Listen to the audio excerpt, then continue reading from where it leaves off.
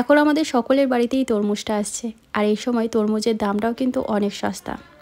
এই তরমুজ দিয়ে আপনারা বাচ্চাদের খুবই পছন্দের একটা জিনিস কিন্তু খুব সহজেই বানিয়ে ফেলতে পারবেন। তো নমস্কার বন্ধুরা, আজ আমি আপনাদের তৈরি করে দেখাবো তরমুজের কাঠি আইসক্রিম বা ওয়াটারমেলন পপসিকল। তো চলুন দেখে নিই আজকের রেসিপিটা। তার জন্য প্রথমেই এখানে আমি তরমুজগুলোকে এইভাবে একটু পাতলা পাতলা করে কেটে নিচ্ছি। প্রথমে আমাদের তরমুজের জুসটা বার করতে হবে। এটা কিন্তু খুব হেলদি একটা রেসিপিও হবে, কারণ এর মধ্যে আমি কোনো রকম ফুড কালার অ্যাড করব না বা কোনো আনহেলদি জিনিস কিন্তু এর মধ্যে অ্যাড করব না।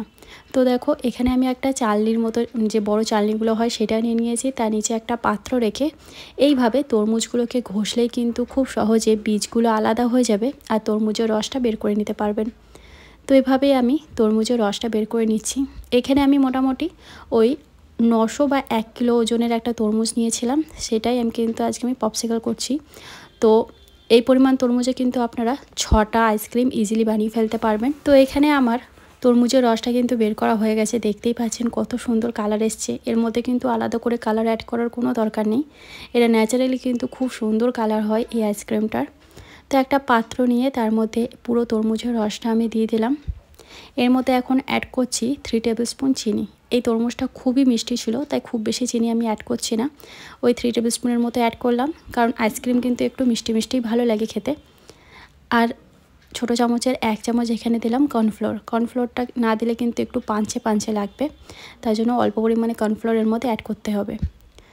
তো ভালো করে কর্নফ্লোরটা মিশিয়ে নেওয়ার পর, তরমুজের রসে ভালো করে মিশিয়ে নেওয়ার পর এটাকে আমরা গ্যাসের ওপর চাপিয়ে দিয়েছি। তো কিছুক্ষণ এটাকে জাল করে নেব। খুব বেশি ঘন করে জাল করার দরকার নেই। যখন দেখবেন এরকম খুব ভালো করে ফুটে উঠেছে, তো তখন কিন্তু আমরা গ্যাসের ফ্লেমটা অফ করে দেবো। তো দেখতেই পেলেন তরমুজের রসটা কিন্তু খুব ভালো করে ফুটে উঠেছে। এখন আমি গ্যাসের ফ্লেম অফ করে এই রসটাকে ঠান্ডা করে নেব। তো আমি একটা পাত্রে ঢেলে নিচ্ছি, আবারও একবার ছেঁকে নিচ্ছি রসটাকে। যদি কিছু থেকে থাকে তাহলে কিন্তু ইজিলি সেটা বেরিয়ে যাবে। তো এই যে আমার রসটা এখানে রেডি হয়ে গেছে। এখন এটাকে আমরা ঠান্ডা করে তারপর আইসক্রিমের মোল্ডের মধ্যে দেবো। যদি আপনাদের কাছে এই আইসক্রিম বানানোর মোল্ডগুলো না থাকে তাহলে কিন্তু চিন্তার কোনো বিষয় নেই, যে কোনো গ্লাসের মতো আপনারা এই আইসক্রিমটাকে জমাতে পারবেন, বা যে ডিসপোজাল কাপগুলো হয়, কফি কাপগুলো হয়, সেগুলোর মতো কিন্তু আপনারা এই আইসক্রিমটা ইজিলি জমাতে পারবেন। তো আমার কাছে এই আইসক্রিমের মোল্ডটা ছিল, তো আমি এর মধ্যেই কিন্তু আইসক্রিমটা জমাবো। তার জন্য দেখো এইভাবে আমি আইসক্রিমের যে তরমুজের যে জুসটা রেডি করেছিলাম সেটাকে এখন দিয়ে দিচ্ছি। তারপর ব্যাস এইটাকে ফ্রিজের মধ্যে ওভারনাইটের জন্য ছেড়ে দাও, তাহলে কিন্তু আমাদের এই তরমুজের আইসক্রিম একদম রেডি হয়ে যাবে। অবশ্যই একবার এইভাবে তরমুজের আইসক্রিম বানিয়ে দেখবেন, বাচ্চারা খুবই পছন্দ করবে। শুধু বাচ্চা না, বড়রাও কিন্তু খুবই পছন্দ করবে, কারণ এটা খেতে খুবই টেস্টি হয়। তো এইভাবে আমি আইসক্রিমের রসগুলোকে দিয়ে দিচ্ছি সব মোল্ডের মধ্যে। তো দেখো, আমার কিন্তু পুরো যা রস হয়েছিল তাতে 6টা আইসক্রিম হয়ে গেছে। আর এই মোল্ডের সঙ্গে কিন্তু এরকম কাঠি দেওয়া যেটা থাকে সেটা আমি ব্যবহার করব না, কারণ এটা দিয়ে আইসক্রিম বানালে আমি দেখেছি আগেও খুব সহজে কিন্তু আইসক্রিমটা উঠতে চায় না, ভেঙে যায়। তো এটা আমি ব্যবহার করব না। তার পরিবর্তে আমি এখানে ওই ফয়েল পেপার কেটে নিয়েছি। তো এইভাবে ওপরে দিয়ে একটুখানি ফুটো করে নিয়ে যে আইসক্রিমের কাঠিগুলো হয় সেই কাঠিগুলো দিয়ে দিচ্ছি। তো এরকম করলে কিন্তু আইসক্রিমটা খুব সুন্দর বেরোয়। তো এইভাবেই আমি সব আইসক্রিমগুলোকে রেডি করে নিচ্ছি।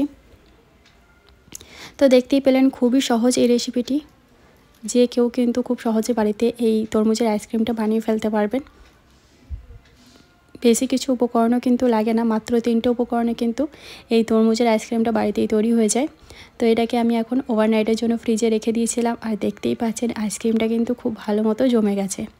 এখন প্রথমে এটাকে ডিপ ফ্রিজ থেকে বের করে নর্মাল টেম্পারেচারে 5-6 মিনিটের জন্য ছেড়ে দেবেন, তাহলে ইজিলি কিন্তু আইসক্রিমগুলো এরকম করে বেরিয়ে আসবে। ডিপ ফ্রিজ থেকে বের করে যদি সাথে সাথে আইসক্রিমটা বের করতে চান তাহলে কিন্তু সেটা বেরোবে না। তো কিছুক্ষণ নর্মাল টেম্পারেচারে রেখে দেবেন, বা আইসক্রিমটাকে একটুখানি নর্মাল জল দিয়ে ধুয়ে নেবেন, তাতেও কিন্তু তাড়াতাড়ি বেরিয়ে যায়। তো এই যে আমার তরমুজের পপসিকল বা তরমুজের আইসক্রিম একদম রেডি হয়ে গেছে। ভিডিওটা ভালো লাগলে অবশ্যই ভিডিওতে একটা লাইক দিয়ে চ্যানেলটা সাবস্ক্রাইব করার পাশে থাকবেন।